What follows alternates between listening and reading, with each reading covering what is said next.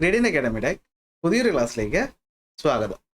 അപ്പോൾ നിങ്ങളെല്ലാവരും 8ാം ക്ലാസ്സിൽ നിന്നൊക്കെ പാസ്സായി ഇപ്പോൾ 9ലേക്ക് എത്തിയിരിക്കുകയാണ്. അപ്പോൾ ഈ ഒരു സമയം എന്ന് പറയുന്നത് എല്ലാ ട്യൂഷൻ ക്ലാസ്സുകളിലും വെക്കേഷൻ ക്ലാസ് ഇപ്പോൾ തുടങ്ങുന്ന സമയമായിരിക്കും. നിങ്ങൾ കുറേ പേരൊക്കെ ക്ലാസ്സിന് പോയി തുടങ്ങിയിട്ടുണ്ടായിരിക്കും. കുറച്ച് പേർക്കെങ്കിലും ക്ലാസ്സിന് പോകാൻ ബുദ്ധിമുട്ടുള്ളവരും ഉണ്ടാവും. അപ്പോൾ ട്യൂഷന് പോകാനൊക്കെ ബുദ്ധിമുട്ടുള്ളവരും അല്ല, ട്യൂഷന് പോയിട്ട് എക്സ്ട്രാ കുറച്ച് കാര്യങ്ങൾ അറിയണമെന്നുള്ള നിങ്ങൾക്ക് എല്ലാവർക്കും വേണ്ടിയിട്ടാണ് നമ്മുടെ ഈ ഒരു ചാനൽ പുതിയൊരു സീരീസ് സ്റ്റാർട്ട് ചെയ്യുന്നത്. അതായത് നമ്മുടെ 9ാം ക്ലാസ്സിന് വേണ്ടിയുള്ള physics, chemistry, biology, social science classes റെഗുലറായിട്ട് ഞങ്ങൾ അപ്ലോഡ് ചെയ്യുന്നതായിരിക്കും. അതായത് ട്യൂഷൻ ഇല്ലെന്ന് പറഞ്ഞിട്ട് അല്ലെങ്കിൽ ട്യൂഷന് പോകാൻ പറ്റുന്നില്ല എന്ന് പറഞ്ഞിട്ട് അത് നിങ്ങളുടെ പഠിത്തത്തെ അല്ലെങ്കിൽ പഠനത്തെ ബാധിക്കാതിരിക്കാനുള്ള കാര്യങ്ങളെല്ലാം ഞങ്ങൾ ചെയ്തു തരുന്നതായിരിക്കും. അപ്പോൾ അതിനുവേണ്ടി നിങ്ങൾ ചെയ്യേണ്ടത് ഇത്രമാത്രം: ചാനൽ സബ്സ്ക്രൈബ് ചെയ്യുക, നോട്ടിഫിക്കേഷൻസ് എനേബിൾ ചെയ്യുക, അപ്ഡേറ്റ് കിട്ടാൻ വേണ്ടിയിട്ട് നമ്മുടെ ടെലഗ്രാം ചാനൽ അതിൽ ജോയിൻ ചെയ്യുക. ഇനി ടെലഗ്രാം ഇല്ലാത്തവർക്ക് വേണ്ടിയിട്ട് ഒരു വാട്സാപ്പ് ചാനൽ തുടങ്ങുന്നതിനെ പറ്റി ആലോചിക്കുന്നുണ്ട്. കഴിഞ്ഞ വർഷത്തെ നമ്മുടെ 8ാം ക്ലാസ്സിൻ്റെ ചാനൽ നിലവിലുണ്ട്. അപ്പോൾ അതിൽ കണ്ടിന്യൂ ചെയ്ത് പോവുക. എങ്കിലും നിങ്ങൾ ടെലഗ്രാമിൽ വരുന്നതായിരിക്കും നല്ലത്. ഇനി ടെലഗ്രാം ഇല്ലാത്തവർക്ക് വേണ്ടിയിട്ട് നോട്ടൊക്കെ ഡൗൺലോഡ് ചെയ്യാൻ വേണ്ടിയിട്ട് ഒരു വെബ്സൈറ്റോ അല്ലെങ്കിൽ ഒരു ബ്ലോഗ് പേജോ ഉടനെ തന്നെ സ്റ്റാർട്ട് ചെയ്യും. അതിൻ്റെ ലിങ്ക് ഞാൻ എന്ത് ചെയ്തേക്കാം, ഡിസ്ക്രിപ്ഷനിൽ കൊടുത്തേക്കാം. അപ്പോൾ ട്യൂഷന് പോകാൻ പറ്റാതെ എന്തെങ്കിലും ബുദ്ധിമുട്ടുകളൊക്കെ നിങ്ങൾക്കുണ്ടെങ്കിൽ അത് നിങ്ങളുടെ പഠനത്തെ ബാധിക്കാതെ ഞാൻ എന്ത് ചെയ്തോളാം, നോക്കിക്കോളാം. റെഗുലറായിട്ട് നമ്മൾ ക്ലാസ്സസ് അപ്ലോഡ് ചെയ്ത് പോകുന്നതായിരിക്കും. അതുകൊണ്ട് തന്നെയാണ് നമ്മൾ വെക്കേഷൻ ടൈമിൽ എന്ത് ചെയ്തത്, ക്ലാസ് സ്റ്റാർട്ട് ചെയ്തത്. അപ്പോൾ നമ്മൾ ഇന്ന് തുടങ്ങാൻ പോകുന്നത് ഫിസിക്സിലെ ആദ്യ ചാപ്റ്ററാണ്. ചാപ്റ്ററിൻ്റെ പേരാണ് റിഫ്രാക്ഷൻ ഓഫ് ലൈറ്റ്. അപ്പോൾ നിങ്ങൾക്ക് അറിയാം, അപ്പോൾ നമുക്ക് കഴിഞ്ഞ വർഷം എല്ലാം പുതിയ ടെക്സ്റ്റ് ബുക്ക് വന്നത്. ഇപ്പോൾ കഴിഞ്ഞ ഈ വർഷം 2 വർഷങ്ങൾ, ഇപ്പോൾ ഈ വർഷം എന്ന് പറയാൻ പറ്റത്തില്ലല്ലോ അല്ലേ. അപ്പോൾ കഴിഞ്ഞതിന് മുന്നത്തെ വർഷവും കഴിഞ്ഞ വർഷവും 2 വർഷം നമുക്ക് ഏതാണ്ട് ഇതിൻ്റെ ചോദ്യ പേപ്പർ ഉണ്ടായിരുന്നു. അപ്പോൾ അത് നോക്കുമ്പോൾ മനസ്സിലാവുന്നൊരു കാര്യം എന്ന് വെച്ച് കഴിഞ്ഞാൽ നമ്മുടെ ചോദ്യം ചോദിക്കുന്നതിൻ്റെ രീതി അല്ലെങ്കിൽ നമ്മുടെ ക്വസ്റ്റ്യൻ പേപ്പറുകളുടെ രീതി നല്ല രീതിയിൽ മാറിയിട്ടുണ്ട്. അത്യാവശ്യം സമയമൊന്നും കളയുന്നില്ല, എങ്കിലും ഇമ്പോർട്ടൻ്റ് ആയ ഒരു കാര്യം നിങ്ങളടുത്ത് ഇപ്പോൾ തന്നെ പറയാം. അതായത് നമ്മൾ സയൻസ് വിഷയങ്ങൾ പണ്ടത്തെ പോലെ ഇങ്ങനെ നോട്ട് എഴുതി കാണാപ്പാഠം പഠിച്ചു പോയി കഴിഞ്ഞാൽ ഇനി അങ്ങോട്ട് മാർക്ക് കിട്ടത്തില്ല. അതിപ്പോൾ പുതിയ 10ാം ക്ലാസ് എക്സാം കഴിഞ്ഞു, അവരും അതുപോലെ തന്നെ 9, നിങ്ങളും പുതിയ 8ാം ക്ലാസ് ടെക്സ്റ്റ് ബുക്കിലും കണ്ടൊരു കാര്യമാണ് അല്ലേ. ഡയറക്റ്റായി ചോദ്യങ്ങൾ ചോദിക്കുന്ന ഒരു പ്രവണത അല്ലെങ്കിൽ ആ ഒരു രീതി ഇപ്പോൾ തികച്ചും മാറിയിരിക്കുകയാണ്. അപ്പോൾ ഇപ്പോൾ നമ്മൾ പഠിക്കേണ്ട എങ്ങനെയാണെന്ന് വെച്ച് കഴിഞ്ഞാൽ ടെക്സ്റ്റ് ബുക്ക് ബേസ് ചെയ്താണ്. ടെക്സ്റ്റ് ബുക്ക് അതിൽ തന്നിട്ടുള്ള ഉദാഹരണങ്ങൾ, അതിൽ നിന്ന് നമ്മൾ എന്ത് മനസ്സിലാക്കിയെന്ന് അവർ ചോദിക്കുന്ന ചോദ്യങ്ങൾ, ഇതിൻ്റെ ഒക്കെ ഉത്തരം നമ്മൾ എഴുതി ചെയ്ത് പഠിച്ചിട്ട് വേണം പോകാൻ. അതായത് കണ്ടന്റ് നല്ല രീതിയിൽ മനസ്സിലാക്കി പഠിച്ചൊരു കുട്ടിക്ക് മാത്രമേ ഇനി അങ്ങോട്ട് മാർക്ക് സ്കോർ ചെയ്യാൻ പറ്റത്തുള്ളൂ. കാണാപ്പാഠം നമ്മൾ തന്നെ റോട്ട് ലേണിംഗ് എന്ന് പറയും. അതുകൊണ്ട് ഇനി വലിയ യൂസ് ഒന്നുമില്ല. പുതിയ എഡ്യൂക്കേഷൻ പോളിസിയൊക്കെ നിങ്ങൾ കേട്ടിട്ടുണ്ടായിരിക്കും. അപ്പോൾ അതിൻ്റെയൊക്കെ ഭാഗമായിട്ട് കുട്ടികളുടെ അറിവിനാണ് ഇമ്പോർട്ടൻസ്. അല്ലാതെ എന്തെങ്കിലും കാണാപ്പാഠം പഠിച്ച് 5 വർഷത്തെ ചോദ്യപേപ്പർ പഠിച്ചുകൊണ്ട് പോയി എഴുതി A+ വാങ്ങുന്ന പരിപാടിയൊക്കെ ഇപ്പോൾ നിർത്തിയിട്ടുണ്ട്. അതുകൊണ്ട് തന്നെ നമ്മൾ പഠിപ്പിക്കുന്ന രീതിയിലും ചില മാറ്റങ്ങൾ വരുത്തിയിട്ടുണ്ട്. ടെക്സ്റ്റ് ബുക്ക് അടിസ്ഥാനപ്പെടുത്തിയായിരിക്കും നമ്മൾ ക്ലാസ്സസ് മുന്നോട്ട് കൊണ്ടുപോകുന്നത്. ചിലപ്പോൾ കുറച്ച് ബോറടിയൊക്കെ ഇതിൻ്റെ വന്നേക്കാം. കാരണം ടെക്സ്റ്റ് ബുക്കാണ്, നമുക്ക് അതിനകത്ത് കുറേ ചോദ്യങ്ങളുണ്ടാവും, നമുക്കൊരു ഫ്ലോ ചിലപ്പോൾ കിട്ടത്തില്ല, ഫ്ലോ കട്ടായി പോകും. പക്ഷേ അത് നോക്കിയിട്ട് കാര്യമില്ല. ഫ്ലോയിൽ നോക്കി നമ്മൾ PPT ഒക്കെ ഇട്ടിട്ട് ഞാനിങ്ങനെ സ്പീഡിൽ പഠിപ്പിച്ചു പോയാൽ സമയം ലാഭിക്കാൻ പറ്റും. പക്ഷേ നിങ്ങൾക്ക് അതുകൊണ്ട് യൂസ് ഉണ്ടാകത്തില്ല. സോ അതുകൂടെ ഇവിടെ പറയുന്നു, ടെക്സ്റ്റ് ബുക്ക് അടിസ്ഥാനപ്പെടുത്തിയായിരിക്കും നമ്മുടെ ക്ലാസ്സുകൾ എന്ന് പറയുന്നത്. ടെക്സ്റ്റ് ബുക്കിൻ്റെ എല്ലാ കാര്യങ്ങളും വായിച്ച് പറഞ്ഞ് പഠിച്ച് തന്നെയായിരിക്കും നമ്മൾ പോകുന്നത്. അപ്പോൾ തുടങ്ങാം. ചാപ്റ്ററിൻ്റെ പേര് റിഫ്രാക്ഷൻ ഓഫ് ലൈറ്റ്. അപ്പോൾ എന്താണ് ഈ റിഫ്രാക്ഷൻ ഓഫ് ലൈറ്റ് എന്ന് വെച്ച് കഴിഞ്ഞാൽ, നിങ്ങളെല്ലാവരും നിങ്ങളുടെ ജീവിതത്തിൽ ലൈറ്റിൻ്റെ റിഫ്രാക്ഷൻ എന്ന് പറയുന്ന ഒരു കാര്യം എക്സ്പീരിയൻസ് ചെയ്തിട്ടുണ്ടാവും പല സാഹചര്യങ്ങളിൽ. അപ്പോൾ ആദ്യം ആ സാഹചര്യങ്ങളെ പറ്റിയാണ് നമ്മൾ പഠിക്കാൻ പോകുന്നത്. ഇവിടെ കണ്ടോ, ഈ കുട്ടി ചോദിക്കുന്നത് എന്താണ്, hey there is water on the road mom please drive carefully അല്ലേ. ഇപ്പോൾ സമ്മർ ടൈമാണ്. ഇപ്പോൾ നിങ്ങൾ എല്ലാവരും ഇത് എക്സ്പീരിയൻസ് ചെയ്തിട്ടുണ്ടാവും അല്ലേ. നമ്മൾ ഈ പറയുന്ന വേനൽ സമയത്ത് റോഡിലൂടെ വണ്ടിയൊക്കെ ഓടിച്ചു പോകുമ്പോൾ റോഡിൽ ഇതാ ഇങ്ങനെ വെള്ളം കിടക്കുന്ന പോലെ തോന്നും. ഇതിനെ മിറേജ് എന്നാണ് ഇംഗ്ലീഷിൽ വിളിക്കുന്നത്. മലയാളത്തിൽ മരീചിക എന്നാണെന്ന് തോന്നുന്നു.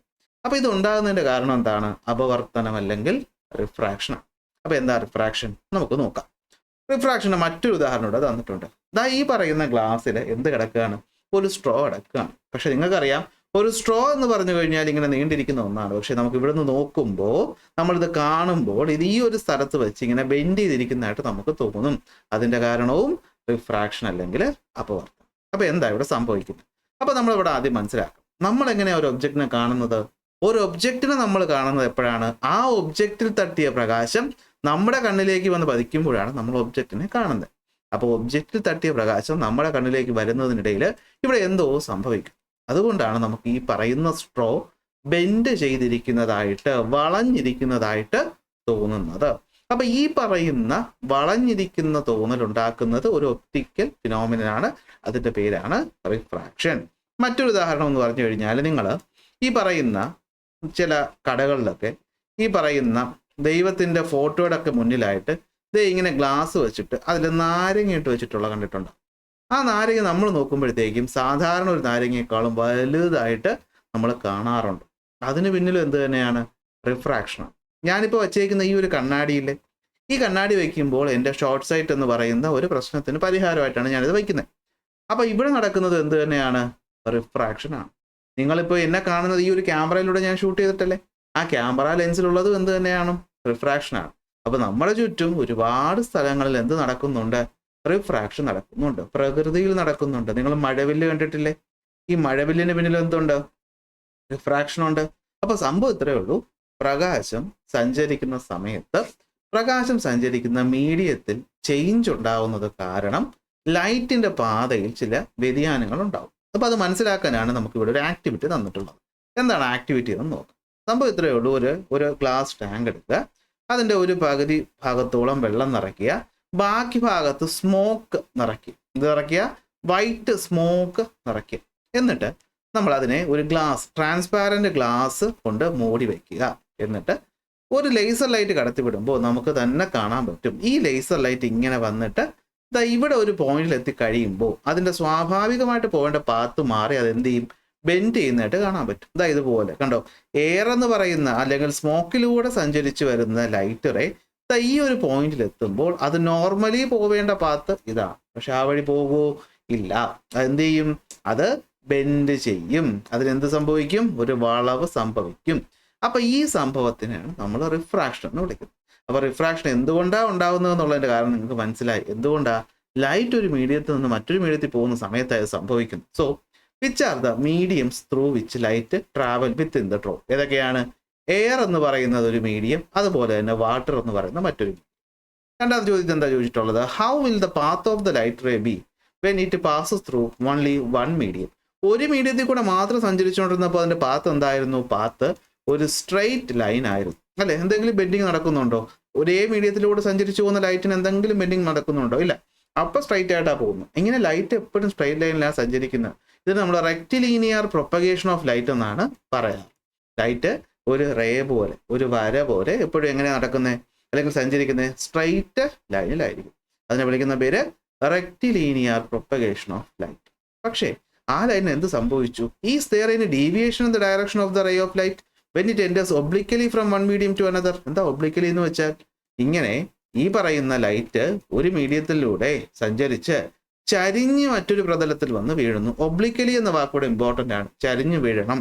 അപ്പോൾ ഈ പറയുന്ന മീഡിയത്തിൽ നിന്ന് ഏതെങ്കിലും ഒരു നിശ്ചിത ആംഗിളിൽ ചരിഞ്ഞ് ലൈറ്റ് റേ ഒന്ന് വീണപ്പോൾ എന്ത് സംഭവിച്ചു? ഡീവിയേഷൻ സംഭവിച്ചു. എന്ത് സംഭവിച്ചു?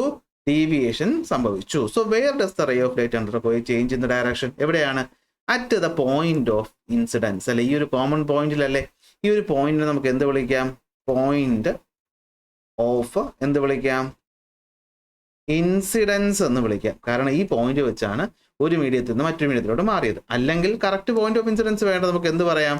ഓൺ ദ ബൗണ്ടറി എന്ന് പറയാം, അല്ലെ? എന്താണ് ബൗണ്ടറി? രണ്ട് മീഡിയങ്ങളുടെ ബൗണ്ടറി. അപ്പോൾ ഈ പറയുന്ന വ്യത്യസ്തമായിട്ടുള്ള മീഡിയത്തിന്റെ ബൗണ്ടറിയിൽ വെച്ചിട്ടാണ്, അല്ലെങ്കിൽ ആ അതിരിൽ വെച്ചിട്ടാണ് ലൈറ്റ് റേക്ക് എന്ത് സംഭവിച്ചത്? ബെൻഡിങ് സംഭവിച്ചത്.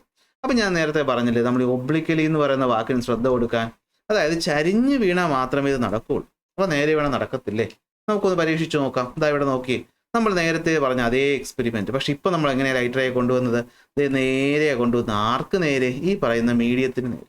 അങ്ങനെ വന്നപ്പോൾ നമ്മൾ കണ്ടൊരു കാര്യം എന്താണ്? Light ray without any deviation പോകുന്നതായിട്ട് കണ്ടു. So is there a deviation in the path of ray of light? Record your observation in the science diary എന്ന് ചോദിച്ചാൽ നിങ്ങൾ എന്ത് പറയണം? ഇവിടെ ഇല്ല, ഇവിടെ ഇല്ല. അപ്പം നമ്മൾ ഇവിടെ നിന്ന് എന്താ പഠിച്ചേ? ലൈറ്റ് റേ ഒരു മീഡിയത്തിലൂടെ സഞ്ചരിക്കുമ്പോൾ, ഇപ്പോൾ പഠിപ്പിച്ച കാര്യം ഞാൻ ഒന്നുകൂടി റിപ്പീറ്റ് ചെയ്യാണ്, ശ്രദ്ധിച്ചേക്കണം. ലൈറ്റ് റേ ഒരു മീഡിയത്തിലൂടെ സഞ്ചരിക്കുമ്പോൾ അത് സഞ്ചരിക്കുന്നത് സ്ട്രെയിറ്റ് ലൈനിലാണ്. എന്നാൽ അതേ ലൈറ്റ് റേ ഒരു മീഡിയത്തിൽ നിന്നും മറ്റൊരു മീഡിയത്തിലേക്ക് എൻ്റർ ചെയ്യുന്ന സമയത്ത് നേരെയാണെങ്കിൽ ഡീവിയേഷൻ ഒന്നും ഇല്ലാതെ പോകും. നേരെ മറിച്ച് ചരിഞ്ഞതിനുള്ള ഇംഗ്ലീഷ് വാക്ക് എന്താ? ഒബ്ലിക്കലി. ചരിഞ്ഞാണെങ്കിൽ ഈ പറയുന്ന പോയിന്റ് ആയിട്ടുള്ള സെപ്പറേഷൻ പോയിന്റിൽ വെച്ചിട്ട് അതിൻ്റെ ഡയറക്ഷന് എന്ത് പറ്റും? ചേഞ്ച് സംഭവിക്കും. പഠിച്ചല്ലോ ഇത്രയും കാര്യം. ഇതിലൂടെയാണ് എന്തുണ്ടാവുന്നത്? അപവർത്തനം അല്ലെങ്കിൽ റിഫ്രാക്ഷൻ ഉണ്ടാവും. അപ്പോൾ ഇതൊന്ന് പഠിച്ചു വെക്കേണ്ട പോയിന്റ് ആണ്. When light travels through a single medium the path of the light will be straight. ഇത് നിങ്ങൾ കാണാതെ പറഞ്ഞു തന്നെ പഠിക്കണം. ഈ ray of light undergoes deviation. എപ്പോഴാണ് ഡീവിയേഷൻ ഉണ്ടാവുന്നത്? സർഫസ് ഓഫ് സെപ്പറേഷനിൽ വെച്ചിട്ടാണ്. അതായത് അത് ഒബ്ലിക്കലി വന്ന് ഒരു മീഡിയത്തിൽ നിന്നും മറ്റൊരു മീഡിയത്തിലോട്ട് പോകുമ്പോൾ അതിൻ്റെ സർഫസിൽ വെച്ചിട്ട് സെപ്പറേഷൻ സംഭവിക്കും. എന്നാൽ നോർമലി ആണ് ഇൻസിഡൻറ്റ് ചെയ്യുന്നത്. എന്താ നോർമലി? നമ്മളിപ്പോൾ ഒരു മീഡിയം ഞാൻ പറഞ്ഞില്ലേ, ഈ മീഡിയത്തിൽ നമ്മൾ പറഞ്ഞു ഇങ്ങനെ ഒരു ഇതാണ് ബൗണ്ടറി. അപ്പോൾ ഇതിന് 90 ഡിഗ്രി വരയ്ക്കുന്ന ഈ ഒരു ലൈനിനെ വിളിക്കുന്ന പേരാണ് എന്താ? നോർമൽ. അപ്പോൾ ആ ലൈനിന് നേരെയായിട്ടാണ് ലൈറ്റ് റേ വന്ന് വീഴുന്നത്. അതുകൊണ്ടാണ് അവിടെ നോർമലി എന്നൊരു വാക്ക് പറഞ്ഞു. സോ നോർമലി ആണ് ഇൻസിഡൻറ്റ് ചെയ്യുന്നതെങ്കിൽ അതിനെന്തുണ്ടാവത്തില്ല? ഡീവിയേഷൻ ഉണ്ടാവത്തില്ല എന്ന് നമ്മൾ പഠിച്ചു. അപ്പോൾ ഈ പറഞ്ഞ റിഫ്രാക്ഷൻ്റെ ഒരു ബേസിക് കാര്യം നമ്മൾ പഠിച്ചു. സെറ്റല്ലേ? അടുത്തതിലോട്ട് പോകാമല്ലോ. അപ്പോൾ നിങ്ങൾക്കിപ്പോൾ അറിയാം, ലൈറ്റ് കടന്നു പോകുന്ന ഒരു മീഡിയത്തിലൂടെ മാറ്റമൊന്നും ഇല്ലാതെ കടന്നു പോയി കഴിഞ്ഞാൽ അത് സ്ട്രെയിറ്റ് ലൈനിലായിരിക്കും പോകുന്നത്. പക്ഷേ മീഡിയത്തിന് ചേഞ്ച് ഉണ്ടായി കഴിഞ്ഞാൽ എന്ത് പറ്റും? അവിടെ ഡീവിയേഷൻ സംഭവിക്കും. പക്ഷേ ഒബ്ലിക്കലി ആകണം വീഴേണ്ടത്. ഒബ്ലിക്കലി അല്ലാതെ സ്ട്രെയിറ്റ് ആയിട്ടാണ് വീഴുന്നതെങ്കിൽ ഒരു കുഴപ്പമില്ല, ഡീവിയേഷൻ ഒന്നും ഇല്ലാതെ പോകും. അപ്പോൾ അടുത്ത ചോദ്യം അല്ലേ, വാട്ട് കോസസ് ദ ഡീവിയേഷൻ? അപ്പോൾ എന്തുകൊണ്ടാണ് ഡീവിയേഷൻ സംഭവിക്കുന്നത്? അല്ലെ, ഒരു മീഡിയത്തിൽ നിന്ന് മറ്റൊരു മീഡിയത്തിൽ പോകുമ്പോൾ എന്താ ഡീവിയേഷൻ ഉണ്ടാകുന്നതിൻ്റെ കാരണം? ആ കാരണമാണ് വേഗതയിലുണ്ടാകുന്ന വ്യത്യാസം. Change in velocity of light. ഇവിടെ നോക്കി, നമ്മൾ തന്നെ കാണുന്നൊരു കാര്യമാണ് അല്ലേ. നമ്മൾ റോഡിലൂടെ നല്ല സ്പീഡിൽ ഇങ്ങനെ വണ്ടി ഓടിച്ചുകൊണ്ട് പോവുകയാണ്. റോഡിൽ കുറച്ച് വെള്ളം കിടക്കുന്നു എന്ന് വിചാരിക്കുക. എന്ത് പറ്റും? അതൊരു വേറൊരു മീഡിയം അല്ലേ. റോഡെന്ന് പറയുന്ന ടാറ്, അതിൻ്റെ മുകളിൽ കുറച്ച് വെള്ളം കിടന്നാൽ അത് വേറൊരു മീഡിയം. മാറുമ്പോൾ എന്ത് പറ്റും? നമ്മുടെ കയ്യിൽ നിന്ന് വണ്ടി തെന്നും, പാളും അല്ലേ. നമ്മൾ പാളുക എന്ന് പറയാം, അല്ലെങ്കിൽ തെന്നുക, അല്ലെങ്കിൽ സ്കിഡ് ആവുക എന്നൊക്കെ പറയും. അതുപോലെ തന്നെയാണ് പ്രകാശത്തിന് സംഭവിക്കുന്നത്. ഇവിടെ നോക്കി, ഒരു ടോയ് കാർ നിങ്ങളൊരു സ്മൂത്ത് സർഫസിലൂടെ ഇങ്ങനെ ഉരുട്ടി വിട്ട് പെട്ടെന്ന് റഫ് സർഫസിൽ എത്തുമ്പോൾ ഉറപ്പാണ് ആ സഞ്ചരിച്ച പാതയിൽ നിന്നൊരു ചേഞ്ച് ഉണ്ടാകും. ഇതുപോലെ പ്രകാശത്തിനും ഇത് സംഭവിക്കും. അപ്പോൾ പ്രകാശവും ഒരു മീഡിയത്തിലൂടെ ഇങ്ങനെ ഒരു വേഗതയിൽ സഞ്ചരിച്ച് പോയിക്കൊണ്ടിരിക്കുകയായിരുന്നു. പെട്ടെന്ന് മറ്റൊരു മീഡിയത്തിൽ എത്തുമ്പോഴത്തേക്കും ആ വേഗതയിൽ കുറവോ കൂടുതലോ സംഭവിക്കാം. അങ്ങനെ കുറവോ കൂടുതലോ സംഭവിക്കുന്നത് കാരണമാണ് എന്തുണ്ടാകുന്നത്? റിഫ്രാക്ഷൻ ഉണ്ടാകുന്നത്. അപ്പോൾ വാട്ട് കോസസ് റിഫ്രാക്ഷൻ എന്ന് ചോദിച്ചിട്ട് നോക്കി, is there a change in the direction of motion of the car? Yes, ഉണ്ട്. What does the change where does the change occurs at the boundary വെച്ചാണ് ഉണ്ടാകുന്നത്. Did the car move with same speed on both surface? No, അല്ലേ. സർഫസിൽ വ്യത്യാസമുണ്ട്. അപ്പോൾ നോക്കിയത് change in the direction is caused by the change in the speed of the car. അതുപോലെ പ്രകാശത്തിനും എന്താണ് സംഭവിക്കുന്നത്? The change in the speed of the light causes the change in the direction of the ray of light. അപ്പോൾ വേഗതയിലുണ്ടാകുന്ന വ്യത്യാസം അതവിടെ നോക്കിക്കഴിഞ്ഞാൽ ഈ ടേബിൾ വളരെ വളരെ ഇമ്പോർട്ടൻ്റ് ആണ്. എയറിലൂടെ ലൈറ്റ് സഞ്ചരിക്കുന്ന വേഗത സ്റ്റാൻഡേർഡ് ടേം വാല്യൂ ആണ്, കാണാതെ പഠിച്ചു വെച്ചോ. 3 × 10⁸ മീറ്റർ/സെക്കൻഡ്. ഭൂമിയിൽ നമുക്ക് അച്ചീവ് ചെയ്യാൻ പറ്റുന്ന ഏറ്റവും വലിയ വേഗതയാണ് പ്രകാശത്തിന്റെ വേഗത, 3 × 10⁸ മീറ്റർ/സെക്കൻഡ്. ഇതിനെ സി എന്ന ലെറ്റർ കൊണ്ടാണ് നമ്മൾ ഡിനോട്ട് ചെയ്യുന്നത്. ഇത് ലെറ്റർ കൊണ്ടാണ്, സി എന്ന ലെറ്റർ കൊണ്ടാണ് ഡിനോട്ട് ചെയ്യുന്നത്. ഇനി ഇതേ ലൈറ്റ് വെള്ളത്തിലൂടെ പോകുമ്പോൾ അപ്പോൾ വെലോസിറ്റി എത്രയാണ്? 3നേക്കാൾ കുറവാണ്. 2.25 × 10⁸ മീറ്റർ/സെക്കൻഡ്. അപ്പോൾ ഈ സംഖ്യ നിങ്ങൾക്ക് എല്ലായിടത്തും കോമൺ ആണ്, മാറത്തില്ല. 10⁸. അത് മാറത്തില്ല. എന്ത് മാത്രമേ മാറത്തുള്ളൂ? ഈ വാല്യൂ മാത്രമേ മാറത്തുള്ളൂ. അതിൽ എയറിൻ്റെ മാത്രം കാണാതെ പഠിച്ചു വെച്ചാൽ മതി. ബാക്കി ഒരു ഐഡിയ ഉണ്ടാക്കിയാൽ മതി. വെള്ളം 2.25, അതിനേക്കാൾ കുറവാണ് ഗ്ലാസ്, അതിനേക്കാൾ കുറവാണ് ഡയമണ്ട്. അല്ലെങ്കിൽ ഏറ്റവും കുറവ് എന്തിലാണ്? ഡയമണ്ടിലാണ്. ഏറ്റവും കുറവ് ലൈറ്റ് വെലോസിറ്റി ഉള്ളത് ഡയമണ്ടിലാണ്. അതുകൊണ്ട് തന്നെയാണ് ലൈറ്റ് തിളങ്ങുന്നത്, അല്ലെങ്കിൽ ഡയമണ്ട് തിളങ്ങുന്നത്. കാരണം പിന്നീട് നമുക്ക് പഠിക്കാം. ഓക്കെ, ഈ ചാപ്റ്റർ അവസാനത്ത് പഠിക്കുന്നുണ്ട്. അപ്പോൾ ഇത്രയും കാര്യം മനസ്സിലായല്ലോ. റിഫ്രാക്ഷൻ എന്താണ് മനസ്സിലായി. ലൈറ്റ് ഒരു മീഡിയത്തിൽ നിന്ന് മറ്റൊരു മീഡിയത്തിലോട്ട് പോകുമ്പോഴത്തേക്കും അതിൻ്റെ പാത്ത് ചേഞ്ച് ചെയ്യുന്നു. എന്തുകൊണ്ട് ചേഞ്ച് ചെയ്യുന്നു? വേഗതയിൽ ഉണ്ടാകുന്ന വ്യത്യാസമാണ്. ലൈറ്റ് എല്ലാ മീഡിയത്തിലൂടെയും ഒരേ വേഗതയിലല്ല എന്ത് ചെയ്യുന്നത്? സഞ്ചരിക്കുന്നത്. എയറിലൂടെ നല്ല വേഗത്തിൽ പോകും. വെള്ളമാകുമ്പോൾ കുറച്ചുകൂടി കട്ടിയായി, വേഗത ഒന്ന് കുറയും, 2.25 ആവും. ഗ്ലാസ് ആകുമ്പോൾ കുറച്ചുകൂടി കുറയും, എത്രയാവും? 2 ആവും. ഡയമണ്ട് ആകുമ്പോൾ ഭയങ്കര കട്ടിയുള്ള സാധനം, അതിലൂടെ 1.25 മീറ്റർ/സെക്കൻഡിലേ പോകത്തുള്ളൂ. ഇങ്ങനെ ലൈറ്റിൻ്റെ വേഗതയെ ഒരു മീഡിയത്തിന് അപ്പോൾ സ്വാധീനിക്കാൻ പറ്റും. ഇതിനൊരു പേര് പറഞ്ഞുകൂടി. എന്താണെന്നറിയാവോ? Optical density. എന്താണ്? Optical density. ഒരു മീഡിയത്തിന് ലൈറ്റിന്റെ വേഗതയെ സ്വാധീനിക്കാനുള്ള കഴിവിനെയാണ് നമ്മൾ എന്ത് വിളിക്കുന്നത്? ഒപ്റ്റിക്കൽ ഡെൻസിറ്റി എന്ന് വിളിക്കുന്നത്. The ability of a medium to influence the speed of light through the medium is the optical density. ഇതും പഠിച്ചു വെക്കണം, ഇമ്പോർട്ടൻ്റ് ആണ്. അപ്പോൾ എന്താണ് ഒപ്റ്റിക്കൽ ഡെൻസിറ്റി എന്ന് വെച്ച് കഴിഞ്ഞാൽ, ഒരു ലൈറ്റ് ഒരു മീഡിയത്തിലൂടെ സഞ്ചരിക്കുമ്പോൾ ആ മീഡിയത്തിൽ ലൈറ്റിന്റെ വേഗതയെ അതിനെ സ്വാധീനിക്കാൻ പറ്റും. ഇപ്പം നിങ്ങൾ അതിനെ ചിന്തിച്ച് നോക്കിയേ, എയർ എന്ന് പറയുമ്പോൾ തന്നെ നിങ്ങൾക്ക് ഒരു ലൈറ്റർ സാധനമാണ് അല്ലേ, അതിനകത്ത് പാർട്ടിക്കിൾസ് ഒക്കെ കുറവാണ്. അപ്പോൾ ലൈറ്റ് അതിൻ്റെ ഇടയിൽ കൂടി വേഗത്തിൽ അങ്ങ് സഞ്ചരിച്ച് പോയിക്കോളും. വെള്ളം എന്ന് പറയുമ്പോൾ ഇച്ചിരി കൂടി കട്ടിയുള്ളൊരു സാധനമാണ് അല്ലേ, അപ്പോൾ അതിന് വേഗത ഒന്ന് കുറയും. കാരണം വേറെ പാർട്ടിക്കിൾസ് ഒക്കെ ഉണ്ടല്ലോ, അതൊക്കെ തട്ടി നിറഞ്ഞൊക്കെയല്ലേ പോകുന്നത്. അങ്ങനെ ചിന്തിച്ചാൽ മതി. ഗ്ലാസ് ആകുമ്പോഴോ അത് സോളിഡായ വസ്തുവാണ് അല്ലേ.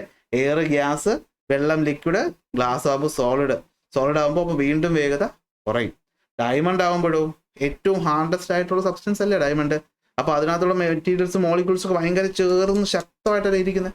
അപ്പോൾ അതിൽ കൂടി വേഗത്തിൽ പോകാൻ പറ്റുമോ? പറ്റത്തില്ല. അപ്പോൾ അങ്ങനെ ആ ഒരു പ്രോപ്പർട്ടിക്ക് നമുക്ക് പറയുന്ന പേരാണ് optical density. So the speed of light will B lower in a medium of higher optical density. എന്ന് വെച്ചാൽ ഇത്രയേ ഉള്ളൂ. നോക്കിയേ, എയറിന് ഒപ്റ്റിക്കൽ ഡെൻസിറ്റി കുറവായിരിക്കും, ഡയമണ്ടിന് ഒപ്റ്റിക്കൽ ഡെൻസിറ്റി കൂടുതലായിരിക്കും. ഒപ്റ്റിക്കൽ ഡെൻസിറ്റി കുറവെന്ന് പറഞ്ഞാൽ അതിൻ്റെ അർത്ഥം എന്താണ്? ലൈറ്റിന്റെ വേഗത കൂടുതലാണ്. ഒപ്റ്റിക്കൽ ഡെൻസിറ്റി കൂടുതലെന്ന് പറഞ്ഞാൽ വേഗത എന്താണ്? കുറവാണ്. നോക്കി 1.25 ഉള്ളൂ. ഇതാണ് ഒപ്റ്റിക്കൽ ഡെൻസിറ്റി. അപ്പോൾ ഒപ്റ്റിക്കൽ ഡെൻസിറ്റിയുടെ കാര്യം നിങ്ങൾ പഠിച്ചു വയ്ക്കണം. അപ്പോൾ അറേഞ്ച് ചെയ്യുമ്പോഴത്തേക്ക് നോക്കിയേ, ഇൻക്രീസിങ് ഓർഡർ ഓഫ് ഒപ്റ്റിക്കൽ ഡെൻസിറ്റിയിൽ നമ്മൾ എങ്ങനെ അറേഞ്ച് ചെയ്യും? എയർ, അത് കഴിഞ്ഞ് നിങ്ങൾക്ക് കാണാതെ തന്നെ അറിയാൻ പറ്റും വാട്ടർ, അത് കഴിഞ്ഞിട്ട് ഗ്ലാസ്, അത് കഴിഞ്ഞിട്ടാണ് ഡയമണ്ട്. അപ്പോൾ എയറിനാണ് ഏറ്റവും കൂടുതൽ വേഗത, അതുകൊണ്ട് ഒപ്റ്റിക്കൽ ഡെൻസിറ്റി ഏറ്റവും കുറവ്. ഡയമണ്ടിലാണ് ഒപ്റ്റിക്കൽ ഡെൻസിറ്റി ഏറ്റവും കൂടുതൽ, അതിലാണ് വേഗത ഏറ്റവും കുറവ്. ഇത് പഠിച്ചു വെച്ചു. ഇതിങ്ങനെ തന്നെ ടെക്സ്റ്റ് ബുക്കിൽ അങ്ങ് എഴുതി വെച്ച് കാണാതെ പഠിച്ചു വെച്ചു. ഇമ്പോർട്ടൻ്റ് ആണ്. കാരണം ഇത്തരം കാര്യങ്ങൾ കാണാതെ പഠിച്ചു വെച്ചുകൊണ്ട് ഒരു തെറ്റുമില്ല. കാര്യം മനസ്സിലാക്കിയിട്ട് പഠിക്കുക, അത്രേ ഉള്ളൂ. അങ്ങനെ നമ്മൾ റിഫ്രാക്ഷൻ്റെ ഡെഫിനേഷൻ കണ്ടുപിടിക്കാൻ പോവുകയാണ്. അപ്പോൾ എന്താ റിഫ്രാക്ഷൻ എന്ന് വെച്ചാൽ ഇത്രയേ ഉള്ളൂ. കണ്ടോ? അപ്പോൾ ഒരു സ്ട്രോ നമ്മളെടുത്തൊരു ഗ്ലാസ്സിനകത്ത് ഇട്ടു. ഇപ്പോൾ ഇതിനകത്ത് വെള്ളമില്ല. അപ്പോൾ ലൈറ്റ് നേരെ എന്ത് ചെയ്യാണ്? ഈ പറയുന്ന സ്ട്രോയിൽ നിന്ന് നമ്മുടെ കണ്ണിലോട്ട് വരികയാണ്. ഇടയ്ക്കൊരു ചെറിയ ഗ്ലാസ്സേ ഉള്ളൂ. അപ്പോൾ നിങ്ങൾ മനസ്സിലൊരു സംശയം വരാം, സാറേ ഗ്ലാസ് എന്ന് പറഞ്ഞാലും അത് വേറൊരു മീഡിയം അല്ലേ? എയർ ഒരു മീഡിയം, ഗ്ലാസ് മറ്റൊരു മീഡിയം, ഒപ്റ്റിക്കൽ ഡെൻസിറ്റി ഇപ്പോൾ കൂടുതലാന്ന് പറയുന്നുണ്ട്. പിന്നെ എന്താ ഇവിടെ ഈ പറയുന്ന സ്ട്രോ ബെൻഡ് ചെയ്ത് തോന്നാത്ത? അതിൻ്റെ കാരണം ഇവിടെ ഗ്ലാസ് വളരെ ചെറിയ ഒരു കട്ടിയിലേ ഉള്ളൂ. ചെറിയൊരു ഡീവിയേഷൻ ഇവിടെ ഉറപ്പായിട്ടും ഉണ്ടാക്കുന്നുണ്ട്. ഇവിടെ റിഫ്രാക്ഷൻ നമുക്ക് നല്ല രീതിയിൽ മനസ്സിലാക്കാൻ വെള്ളം വേണമെന്നേ ഉള്ളൂ. നല്ല രീതിയിൽ, കാരണം വെള്ളത്തിൻ്റെ കട്ടി ആലോചിച്ച് നോക്കി, ഒരുപാട് ദൂരം അതിലൂടെ സഞ്ചരിക്കണ്ടേ. ഇവിടെ അത്ര ആലോചിച്ചാൽ ഇവിടെയും ചെറിയൊരു വ്യത്യാസം ഉണ്ട്. പക്ഷെ നമുക്കത് കണ്ണിൽ കാണാത്തക്ക രീതി അല്ലാത്തതുകൊണ്ട് നമ്മൾ അതിനെ ഇവിടെ കണക്കാക്കുന്നില്ല എന്നേ ഉള്ളൂ. Okay, so A straw is kept obliquely in A glass as shown in the figure 1.5a. അപ്പോൾ നമ്മൾ ഇങ്ങനെ ഒരു ഗ്ലാസ്സിൽ ഒരു സ്ട്രോ വെച്ചിട്ട് നമ്മൾ നോക്കുക ആദ്യം, എന്നിട്ട് അതിൽ വെള്ളം നിറച്ചിട്ട് നോക്കും രണ്ടാമത്തെ figure. So why does the straw appear bend? എന്തുകൊണ്ടായിരിക്കും ഈ പറയുന്ന പാത്ത് ഓഫ് ലൈറ്റ് ഡീവിയേറ്റ് ചെയ്യുന്നു? അതെങ്ങനെ മനസ്സിലാക്കാത്ത? ഇവിടെ നോക്കി. അപ്പോൾ ഈ പറയുന്ന പോയിന്റിൽ നിന്നും ലൈറ്റ് റേ ആദ്യം വന്നു, നേരെ നമ്മുടെ കണ്ണിലേക്ക് വന്നു. നമ്മുടെ കണ്ണിനൊരു പ്രത്യേകതയുണ്ട് കേട്ടോ. ലൈറ്റ് റേ എവിടെ നിന്നാണോ വരുന്നത് അവിടെ ഇമേജ് ഉണ്ടെന്നേ നമ്മൾ കാണുള്ളൂ, അവിടെ ഒബ്ജക്റ്റ് ഇരിക്കുന്നതായിട്ട് നമുക്ക് തോന്നുള്ളൂ. അപ്പോൾ ഇവിടെ നമ്മൾ സ്ട്രോയുടെ പിക്ചർ കാണും. പക്ഷേ വെള്ളം നിറച്ചപ്പോൾ എന്താ പറ്റിയെന്ന് വെച്ചാൽ സ്ട്രോയിൽ നിന്ന് ലൈറ്റ് റേ വന്നു, പക്ഷേ അത് ഈ പറയുന്ന പോയിന്റ് എത്തിയപ്പോൾ വെള്ളത്തിൽ നിന്ന് എയറിലോട്ട് പോവുകയാണ് അല്ലേ. അപ്പോൾ എന്ത് പറ്റി? രണ്ട് മീഡിയമായി, രണ്ട് നല്ല ശക്തമായ മീഡിയമായി. ഓക്കെ, രണ്ട് ശക്തമായ മീഡിയമായി. ഇവിടെ ഗ്ലാസ്സും ഇല്ല, ഡയറക്റ്റ് ആയിട്ട് നമ്മൾ നോക്കുന്ന ഒരു കുഴപ്പമില്ല. ഈ നിങ്ങൾക്ക് നേരത്തെ ഇവിടെ വന്ന ഡൗട്ട് ഇവിടെ വരേണ്ട ആവശ്യമില്ല, കാരണം ഇവിടെ ഗ്ലാസ് ഇല്ല, നമ്മൾ നേരെ നോക്കുകയാണ്. നേരെ വന്നു. പക്ഷേ ഇവിടെ എത്തിയപ്പോൾ എന്ത് പറ്റി? Medium change. അപ്പോൾ എന്ത് പറ്റി? ലൈറ്റ് റേ ഒന്ന് ബെൻഡ് ചെയ്തു. ലൈറ്റ് റേ എന്ത് ചെയ്തു? ബെൻഡ് ചെയ്തു. ആ ബെൻഡ് ചെയ്ത ലൈറ്റ് റേ നമുക്ക് നോക്കിയപ്പോൾ നമ്മുടെ ബ്രെയിൻ പ്രോസസ്സ് ചെയ്യും ഒബ്ജക്റ്റ് ഇവിടെ ഇരിക്കുകയാണ്. അതായത് വി എന്ന് പറയുന്നതിലിരിക്കുന്ന പൊസിഷനിലിരിക്കുന്ന ആ സ്ട്രോയുടെ എൻഡ് സിയിലിരിക്കുന്നതായിട്ട് നമുക്ക് തോന്നും. So keep a straw in the draw, observe the path of the light ray from the straw filling on the eyes before and after filling the straw എന്ന് വെച്ചാൽ വെള്ളം നിറച്ച് വെച്ചിരിക്കുന്നതിന് മുന്നേയും ശേഷവും നമ്മൾ നോക്കിയപ്പോൾ നമ്മൾ വ്യത്യാസം കണ്ടു അല്ലേ. Is there a deviation of the ray of light falling on the eye from the point B of the straw before pouring the water? അതായത് വെള്ളം ഒഴിക്കുന്നതിന് മുമ്പ് ബി എന്ന പോയിന്റിൽ നിന്ന് വരുന്ന ലൈറ്റ് റേയുടെ പാത്തിൽ എന്തെങ്കിലും ഡീവിയേഷൻ ഉണ്ടോ എന്നാണ് ചോദിച്ചിട്ടുള്ളത്. ഇല്ല, വെള്ളം ഒഴിക്കുന്നതിന് മുന്നേ ഇല്ലായിരുന്നു. പക്ഷേ after the water is poured എന്ത് പറ്റി? Ray of light from the immersed പാർട്ടിൽ നിന്നുള്ള റേ ഓഫ് ലൈറ്റ് എന്ത് ചെയ്തു? Of the straw entering air from വാട്ടറിൽ നിന്നും എയറിലോട്ട് എൻ്റർ ചെയ്യുന്ന സമയത്ത് ഡീവിയേറ്റഡ് ഡീവിയേറ്റ് ചെയ്തു at the surface of separation വെച്ചിട്ട് ഇവിടെ വെച്ചിട്ട് ഡീവിയേറ്റ് ചെയ്തു. അങ്ങനെ ഡീവിയേറ്റ് ചെയ്തപ്പോഴാണ് നമുക്ക് അതിന്റെ പൊസിഷൻ മാറി തോന്നിയത്. ഓക്കെ, സോ ഇതാണ് ഇവിടെ കാരണം എന്ന് പറയുന്നത്. Does in the ray of light appear to come from the point C though it is actually coming from B? അതായത് വെള്ളം നിറച്ച് കഴിഞ്ഞപ്പോൾ നമുക്ക് തോന്നിയില്ലേ എവിടെ നിന്നാണ് ആ ലൈറ്റ് റേ നമുക്ക് സിയിൽ നിന്ന് വരുന്നതായിട്ട് നമുക്ക് തോന്നി, ഈവൻ ദോ അതിരുന്നത് ബിയിലാണ്. അപ്പോൾ പൊസിഷനിൽ മാറ്റം വന്നു. So the straw appears bend. അതുകൊണ്ട് സ്ട്രോ ബെൻഡ് ചെയ്തതായിട്ട് തോന്നി. ആക്ച്വൽ പൊസിഷൻ ബിക്ക് പകരം നമ്മൾ എന്ത് കണ്ടു? സി കണ്ടു. അപ്പോൾ നിങ്ങളുടെ പരീക്ഷയ്ക്ക് ചോദിക്കുകയാണ് വാട്ട് ഈസ് റിഫ്രാക്ഷൻ എന്ന് ചോദിച്ചാൽ നിങ്ങൾ കാര്യമൊക്കെ കുറെ പഠിച്ചെങ്കിലും ബുക്കിൽ എഴുതേണ്ട, ടെക്സ്റ്റ് ബുക്കിലല്ലേ, ആൻസർ ഷീറ്റ് എഴുതേണ്ട ഉത്തരം ഇതാണ്. വാട്ട് ഈസ് റിഫ്രാക്ഷൻ എന്ന് ചോദിച്ചാൽ നിങ്ങൾ ഇത് എഴുതണം. എന്താണ്? when a ray of light enters obliquely from one medium to another. Light ray ചരിഞ്ഞ് ഒരു മീഡിയത്തിൽ നിന്ന് മറ്റൊരു മീഡിയത്തിലോട്ട് പോകുമ്പോൾ ആ മീഡിയങ്ങളുടെ ഒപ്റ്റിക്കൽ ഡെൻസിറ്റി വ്യത്യാസമുള്ളതാണെങ്കിൽ എന്ത് സംഭവിക്കും? അവിടെ ഒരു ഡീവിയേഷൻ ഉണ്ടാകും. എവിടെ? Surface of separation of the മീഡിയത്തിൽ വെച്ച്. ഈ പ്രോസസ്സിനെ വിളിക്കുന്ന പേര് റിഫ്രാക്ഷൻ. കിട്ടിയില്ലേ? ഇതാണ് റിഫ്രാക്ഷൻ എന്ന് പറയും. അപ്പോൾ റിഫ്രാക്ഷൻ എത്രത്തോളം ഉണ്ടാകുന്നു എന്നുള്ളത് എന്തിനെ ഡിപ്പെൻഡ് ചെയ്യും? ഒപ്റ്റിക്കൽ ഡെൻസിറ്റിയെ ഡിപ്പെൻഡ് ചെയ്യും. സോ ഈ ഒപ്റ്റിക്കൽ ഡെൻസിറ്റി എന്ന് പറയുന്നത് നമുക്ക് എപ്പോഴും അളക്കാൻ പറ്റുന്ന ഒന്നല്ല. അപ്പോൾ ഒരു മീഡിയത്തിൻ്റെ ഒപ്റ്റിക്കൽ ഡെൻസിറ്റി എത്രത്തോളം ഉണ്ടെന്ന് മനസ്സിലാക്കാൻ നമ്മളെ സഹായിക്കുന്ന ഒരു ടേമാണ് റിഫ്രാക്റ്റീവ് ഇൻഡെക്സ് എന്ന് പറയും. പുതിയൊരു കാര്യം നമ്മൾ പഠിക്കാൻ പോവുകയാണ്. എന്താണ് റിഫ്രാക്റ്റീവ് ഇൻഡെക്സ്? അപ്പോൾ എന്താണ് നമുക്ക് ഇവിടെ പറഞ്ഞേക്കുന്നതെന്ന് ശ്രദ്ധിച്ചാൽ മനസ്സിലാവും. The ability of the light to undergo refraction. Refraction നടക്കാനുള്ള ഒരു ലൈറ്റിൻ്റെ കഴിവെന്ന് പറയുന്നത് ആ മീഡിയത്തിൻ്റെ ഒപ്റ്റിക്കൽ ഡെൻസിറ്റിയെ ഡിപ്പെൻഡ് ചെയ്യും. ഈ ഒപ്റ്റിക്കൽ ഡെൻസിറ്റി എന്ത് ചെയ്തിട്ടുണ്ട്? റിഫ്രാക്റ്റീവ് ഇൻഡെക്സുമായിട്ടാണ് റിലേറ്റ് ചെയ്തിരിക്കുന്നത്. കാരണം പ്രാക്ടിക്കൽ ആപ്ലിക്കേഷൻസ് വരുമ്പോൾ പ്രാക്ടിക്കലി നമുക്ക് ഇതൊക്കെ എവിടെയൊക്കെ ഉപയോഗിക്കേണ്ടി വരത്തില്ലേ? അപ്പോഴൊക്കെ നമുക്ക് എപ്പോഴും ഈ മീഡിയത്തിൻ്റെ ഒപ്റ്റിക്കൽ ഡെൻസിറ്റി കണ്ടുപിടിച്ചുകൊണ്ടിരിക്കുക എന്നൊക്കെ പറഞ്ഞാൽ വലിയ ബുദ്ധിമുട്ടാണ്. കാരണം ആലോചിക്കുക, അതൊരു വേറൊരു ടേം, ഒരു കമ്പാരിറ്റീവ് ടേമാണ്. അപ്പോൾ നമുക്ക് കാര്യങ്ങൾ കുറച്ചുകൂടി ഈസി ആയിട്ട് മനസ്സിലാക്കുക നമ്മൾ എന്ത് ചെയ്യുമെന്ന് വെച്ചാൽ എല്ലാ മീഡിയത്തിനെയും എടുത്തിട്ട് കമ്പയർ ചെയ്യും. ആരുമായിട്ട്? കമ്പാരിസൺ എന്ന് പറഞ്ഞാൽ നിങ്ങൾക്ക് അത്ര ഇഷ്ടമില്ലാത്തൊരു കാര്യമാണെന്ന് എനിക്കറിയാം. പക്ഷേ ഇവിടെ കമ്പാരിസൺ നല്ലതാണ്. നിങ്ങളുടെ അച്ഛനും അമ്മയോ ബന്ധുക്കളോ ഒക്കെ നിങ്ങളെ ബന്ധുക്കളുമായിട്ടൊക്കെ താരതമ്യം ചെയ്യും. അത് കൊള്ളത്തില്ല. അതല്ല. ഇത് നമ്മൾ എന്ത് ചെയ്യാണ്? നമ്മൾ യൂസ്ഫുൾ ആയിട്ടൊരു താരതമ്യം ചെയ്യാൻ പോവുകയാണ്. ആരൊക്കെ തമ്മിൽ? പ്രകാശത്തിൻ്റെ വേഗതയും എവിടെ?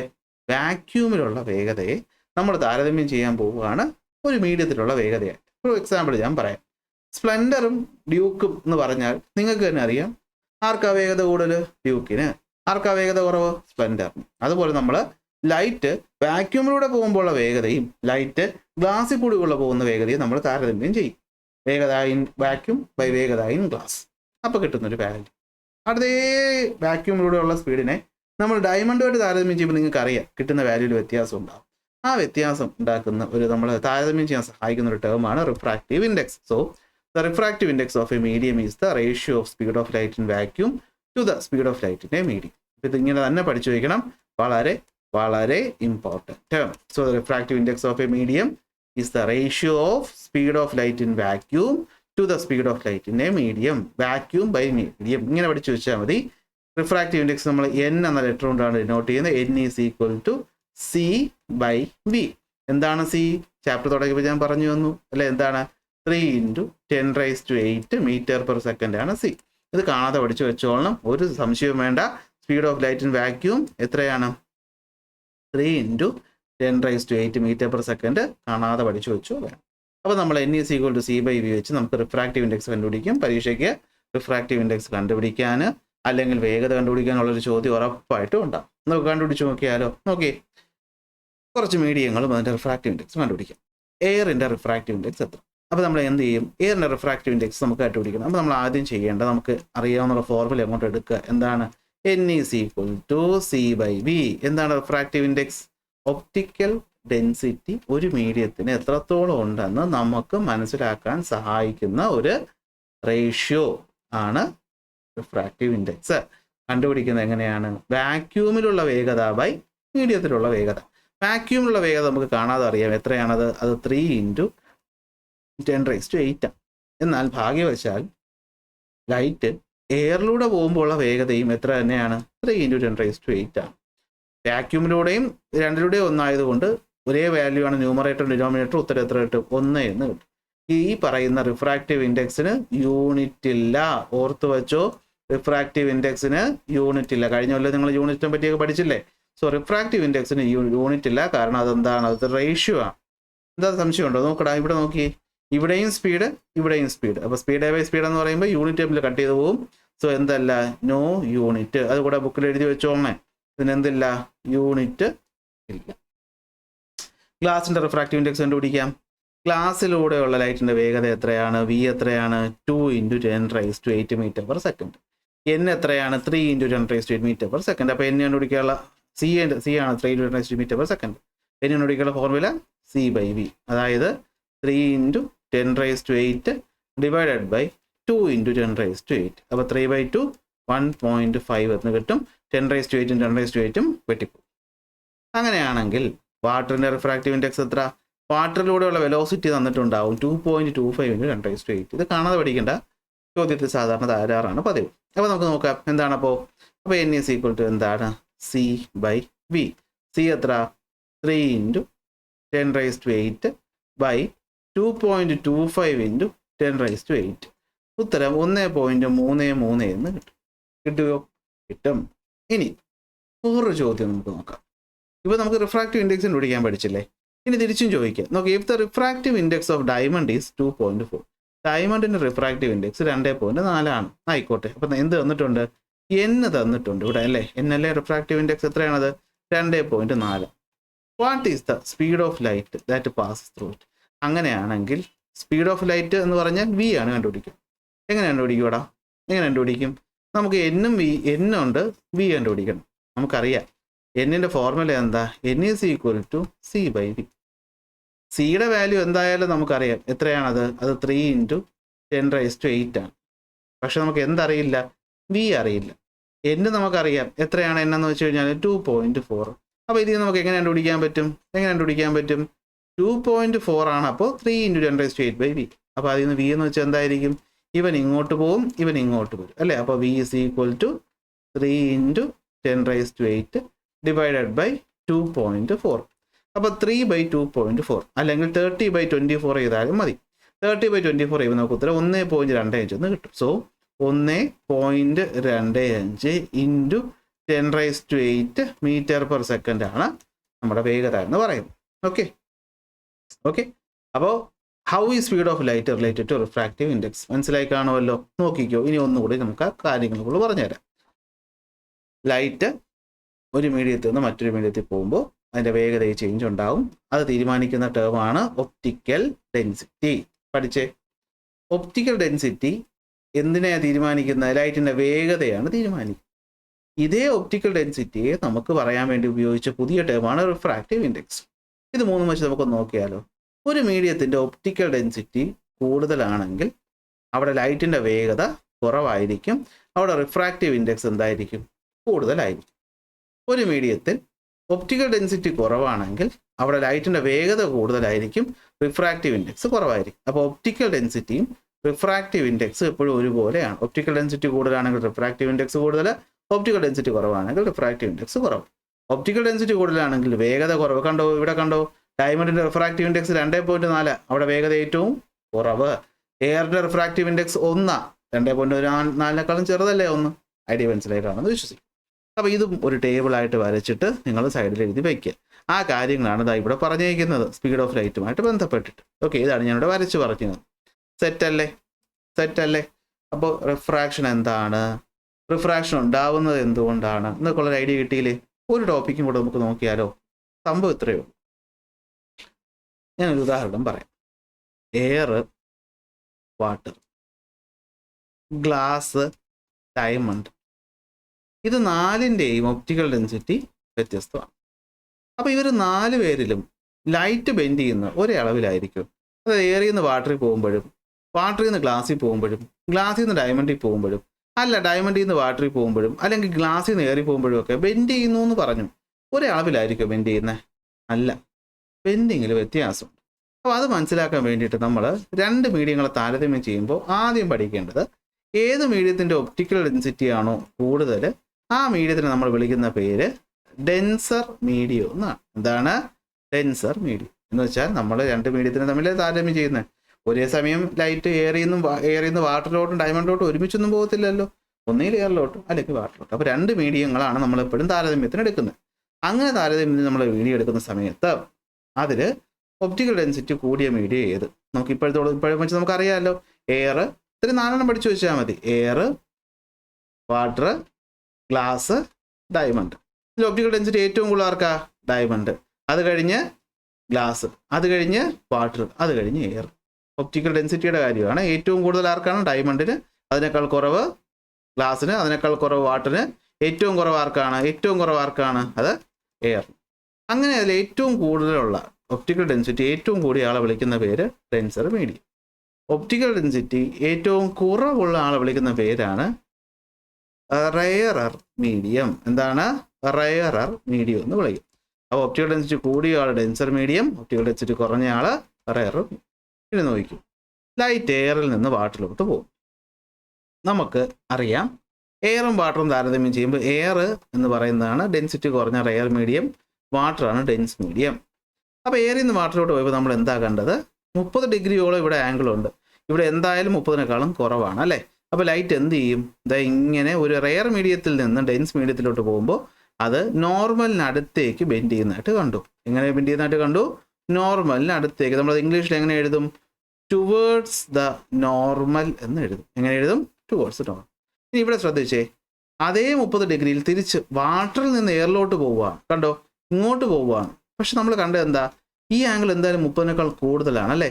അപ്പോൾ ഇത് എന്ത് പറ്റി? ഇത് നോർമലിൽ നിന്ന് ദൂരേക്ക് ബെൻഡ് ചെയ്ത് പോയി. അപ്പോൾ നമുക്ക് മനസ്സിലായി, മീഡിയത്തിന്, ഡെൻസ് മീഡിയത്തിന് റെയർ മീഡിയത്തിനും അവിടെ ഇമ്പോർട്ടൻസ് ഉണ്ട്. ലൈറ്റ് റെയർ മീഡിയത്തിൽ നിന്ന് ഡെൻസ് മീഡിയത്തിലോട്ട് പോയാൽ അത് നോർമലിന് അടുത്തേക്ക് ബെൻഡ് ചെയ്യും. തിരിച്ച് എങ്ങനെയാണ്?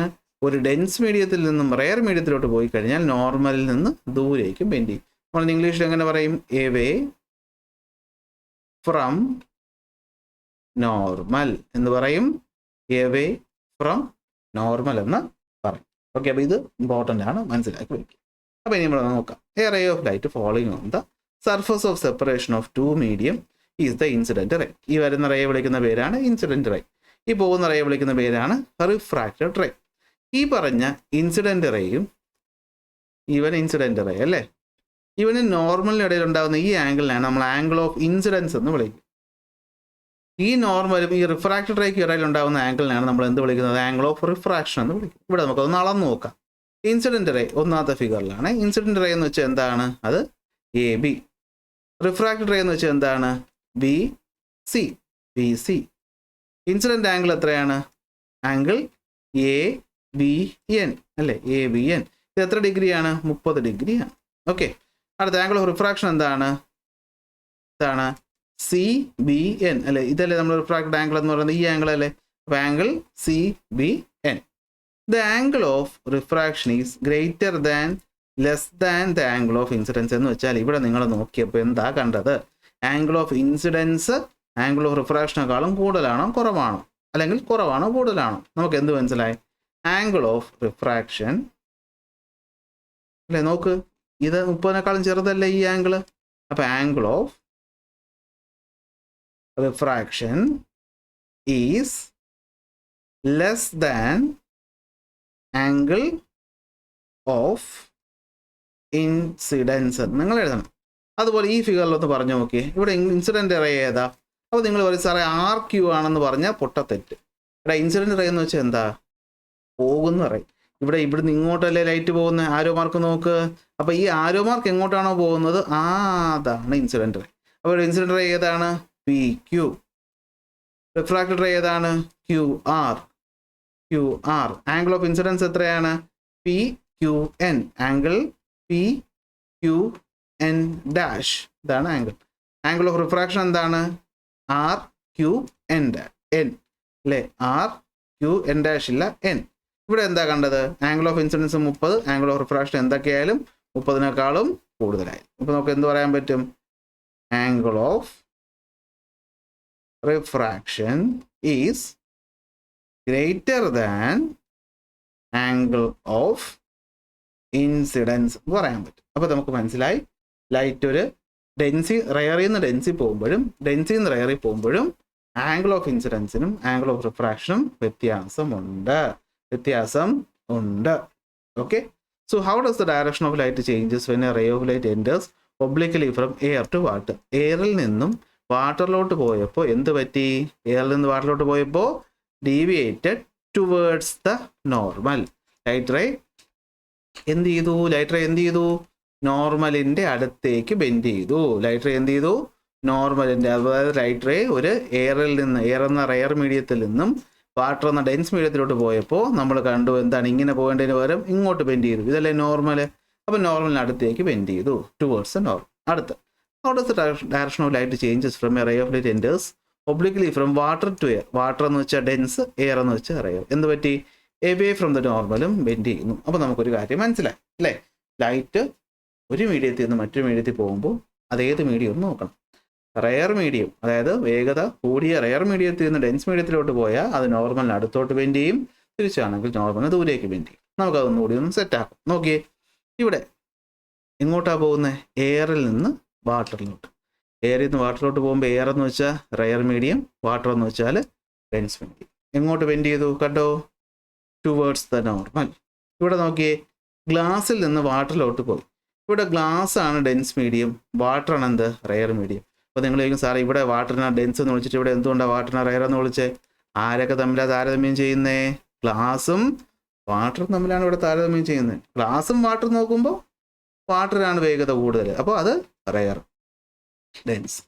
തെറ്റാണ്. അപ്പോൾ ആദ്യം ചിലപ്പോൾ ഒറ്റയടിക്ക് ക്ലാസ് കാണുമ്പോൾ ഒരു ഡൗട്ട് വന്നതാണെങ്കിൽ എന്ത് ചെയ്യുക? ഒന്ന് ബ്രേക്ക് എടുത്തിട്ട് ആദ്യം പറഞ്ഞ ടോപ്പിക്ക് ഒന്ന് പഠിച്ചിട്ട് വാ, എന്നാൽ കുറച്ചുകൂടി കത്തും. ഓക്കെ, ഡെൻസ് എന്താ കണ്ടത്? ഡെൻസിൽ നിന്ന് റെയറിൽ പോകുമ്പോൾ കണ്ടു ഇങ്ങനെ പോകേണ്ടതിന് വരും പുറത്തോട്ട് ബെൻഡ് ചെയ്തു, എവേ ഫ്രം ദ നോർമൽ. നേരെ വന്ന് വീണപ്പോൾ നേരെ തന്നെ പോയി. ഗ്ലാസ്സിൽ നിന്ന് എയറിലോട്ട് പോയി, away from the normal.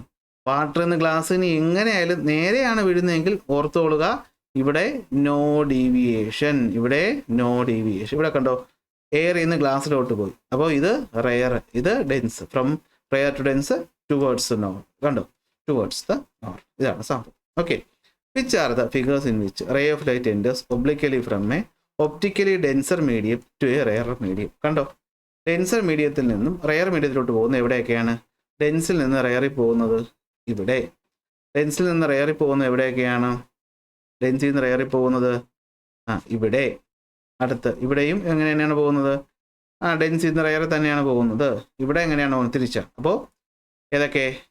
B, C, D, E. അടുത്ത്, in this case to which direction does ray of light deviate? ഈ കേസുകളൊക്കെ റേ ഓഫ് ലൈറ്റ് എങ്ങോട്ടാണ് ഡീവിയേറ്റ് ചെയ്തത്? എവേ ഫ്രം ദ നോർമലാണ് നമ്മൾ പറയും അല്ലേ? സോറി, ടുവേർഡ്സ് ദ നോർമലാണ് നമ്മൾ പറയും. എന്താണ് ടുവേർഡ്സ് ദ നോർമൽ? തിരിച്ചാണോ? ഡെൻസിൽ നിന്ന് റേയിലോട്ടല്ല. അപ്പോൾ എന്താണ്? Away from the normal. ഏത് തന്നെയാണ്? Away from the normal. അടുത്ത്, choose the figure in which the refracted ray deviate towards the normal. ഏതൊക്കെ ആയിരിക്കും? എയും എഫ് ടുവേർഡ്സ് ദ നോർമൽ. കാരണം അവിടെ റേ വരുന്നത് ഡെൻസിലോട്ടാണ്. അപ്പോൾ ഇത്രയേ ഉള്ളൂ. അടുത്ത്, in which situation will a ray of light deviate towards the normal as it passes from one medium to another? അപ്പോൾ ടുവേർഡ്സ് ദ നോർമൽ ബെൻഡ് ചെയ്യുന്നതെന്ന് വെച്ചാൽ നിങ്ങൾ പറയും റെയറിൽ നിന്നും ഡെൻസിലോട്ട് പോകുമ്പോഴാണ് സാറേ ടുവേർഡ്സ് ദ നോർമൽ ബെൻഡ് ചെയ്യുന്നത്. ഇതിനോടൊക്കെ നമ്മൾ പഠിച്ചു കഴിഞ്ഞു. അടുത്ത്, there is no refraction of light in the figure C and E. സിയിലും ഇയിലും റിഫ്രാക്ഷൻ നടന്നില്ല. സിയിലും ഇയിലും റിഫ്രാക്ഷൻ നടന്നില്ല. എന്തുകൊണ്ടെന്നാണ് ചോദിച്ചിട്ടുള്ളത്. എന്താണ് റീസൺ? അവിടെ എങ്ങനെയാണ് വീഴുന്നത്? the rays are falling normally. നോർമലായിട്ട് ലൈറ്റ് റേസ് അവിടെ വീഴുന്നത് കൊണ്ടാണ് അവിടെ ഡീവിയേഷൻ നടക്കാത്തത്. സോ നമ്മൾ പഠിക്കേണ്ട പോയിന്റിലെത്തി. ഇതൊക്കെ എത്തി നമ്മൾ. ഒന്ന്, ഒരു മീഡിയത്തിൽ നിന്ന് മറ്റൊരു മീഡിയത്തിട്ട് പോകുമ്പോൾ ഇൻസിഡന്റ് റേയും റിഫ്രാക്റ്റഡ് റേയും നോർമലും എല്ലാം ഒരേ പ്ലെയിനിൽ തന്നെ ആയിരിക്കും. ഇതിനെയാണ് നമ്മൾ ലോസ് ഓഫ് റിഫ്രാക്ഷൻ എന്ന് പറയുന്നത്. എന്താണ് ലോസ് ഓഫ് റിഫ്രാക്ഷൻ എന്ന് വെച്ചാൽ ഒന്നുമില്ല, നമ്മൾ വരച്ച ഇൻസിഡന്റ് റേയും റിഫ്രാക്റ്റഡ് റേയും എല്ലാം ഇവിടെയാണ് ഒരൊറ്റ പ്ലെയിനിലല്ലേ നടന്നത്. അടുത്ത്, റെയറിൽ നിന്നും ഡെൻസിലോട്ട് പോകുമ്പോൾ ടുവേർഡ്സ് ദ നോർമൽ, ഡെൻസിൽ നിന്നും റെയറിലോട്ട് പോകുമ്പോൾ എവേ ഫ്രം ദ നോർമൽ. നോർമലിയാണ് വീഴുന്നതെങ്കിൽ ഡീവിയേഷൻ ഉണ്ടാവത്തില്ല. ഇതാണ് സംഭവം. ഇത്രയും ഓക്കെ അല്ലേ നിങ്ങൾക്ക്? ഇത്രയും ഓക്കെ അല്ലേ? അപ്പോൾ ഇതാണ് നമ്മൾ പഠിക്കുന്നത്. അടുത്ത ക്ലാസ് നമ്മൾ ഈ പറയുന്ന ഗ്ലാസ് ലാബ് ഒന്ന് വരയ്ക്കുക. എന്തിനെന്ന് വെച്ചാൽ നമ്മൾ ഇന്ന് പഠിച്ച കാര്യങ്ങൾ നിങ്ങൾക്ക് എന്തായാലും അടുത്ത ആഴ്ച ആയിരിക്കുമല്ലോ വരുന്നത്. ഓരോ ദിവസം ഓരോ ക്ലാസ് ആയിട്ടായിരിക്കും കേട്ടോ വരുന്നത്. തിങ്കളൊന്ന്, ചൊവ്വയൊന്ന്, ബുധനൊന്ന്, വ്യാഴമൊന്ന്, വെള്ളിയൊന്ന്. അടുത്ത ആഴ്ച നമ്മൾ സ്കൂൾ ടൈം ടേബിൾ പോലെ ഞാൻ ഇടാനായിട്ടാണ് ശ്രമിക്കുന്നത്. അപ്പോൾ അടുത്ത ആഴ്ച അടുത്ത ക്ലാസ് വരുമ്പോൾ നിങ്ങൾക്ക് ഇവിടെ തൊട്ട് ഞാൻ പറഞ്ഞു വിടാം. അപ്പോൾ നിങ്ങൾക്ക് കഴിഞ്ഞ ക്ലാസ് പഠിച്ച കാര്യങ്ങൾ ഒന്ന് റിവൈസ് ചെയ്യാനായിട്ട് പറ്റും. അപ്പോൾ ഇന്ന് ഇത്രയേ ഉള്ളൂ. അപ്പോൾ ഇന്നത്തെ ക്ലാസ് നിങ്ങൾക്ക് ഇഷ്ടപ്പെട്ടിട്ടുണ്ടെങ്കിൽ ലൈക്ക് ചെയ്യാനും ഷെയർ ചെയ്യാനും സബ്സ്ക്രൈബ് ചെയ്യാനൊന്നും മറക്കണ്ട. അടുത്ത ക്ലാസ്സിൽ നമുക്ക് ഇതിൻ്റെ ബാക്കി കണ്ടിന്യൂ ചെയ്യാം. സോ ക്ലാസ് ഇഷ്ടപ്പെട്ട ലൈക്ക് ചെയ്യുക, ഷെയർ ചെയ്യുക, സബ്സ്ക്രൈബ് ചെയ്യുക. അടുത്ത ക്ലാസ്സിൽ അടുത്ത ടോപ്പിക്കുമായിട്ട് കാണാം.